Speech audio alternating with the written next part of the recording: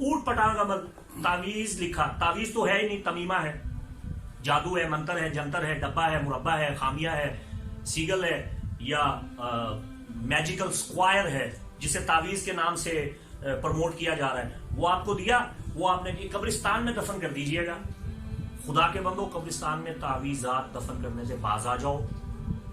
मुकद्दस अस्मा मैंने देखा लोगों को, शर्म नहीं आती, डूब मरने का मकाम है। आयत कुरानी लिखकर एक बंदे ने दी कि इसे धुनी बना के सर से मार के इसको जलाना है। खुदा के बंदो, आयतें जलाओगे, नाम जलाओगे, पाक नाम, कुरानी नाम, उनको जलाओगे? बिल्कुल ये नाजायज है। आप कुरानी आयत बाल्टी में हल करके उससे गुस्ल नहीं कर सकते, तो कुरान की तौहीन है।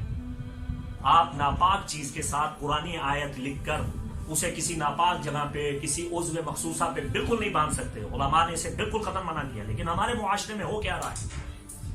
ऐसी खराफात, ऐसी तवाहमात, ऐसी बकवासात, मेरा कलेजा कांप जाता है। कई मरतबा मैंने ऐसे तावीज देखे, ऐसे दुनिया देखी जिन पे ऐसे ऐसे शिरकिया और कुफिया कलिमात, नाउज़ुबिल्लाह नाउज़ुबिल्लाह नाउज़ुबिल्लाह, और मुकद्दस हस्तियों पे जूते बरसाए जा रहे हैं नाम लिख के, धुनियों के नाम से। ये जी आसेब जल जाएगा, ये जी धुनी है, ये जी फतीता है, इसे जनाब लिखें, इसे जलाएं, फतीले देखें, जब देखें वो नाम ने हाथ धुनिए, उन पे मुकद्दस अस्मा लिखे।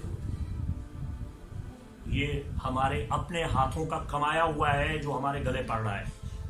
ये वो मुसीबतें हैं जो उम्मत ने खुद अपने गले में डाली हुई है। सारी जिंदगी उलझे रहेंगे आप, परेशान रहेंगे, कभी हल नहीं निकलेगा, उलझ जाएंगे। और ये जो जादू टोना सेहर करने वाले लोग हैं, इनकी अपनी जिंदगी अजीरन बन चुकी है इन्हीं अमाल से। चाहिए कि तौबा करें और सदका जो कुरान और सुन्नत में बयान हुआ उस तरह सदका कीजिए।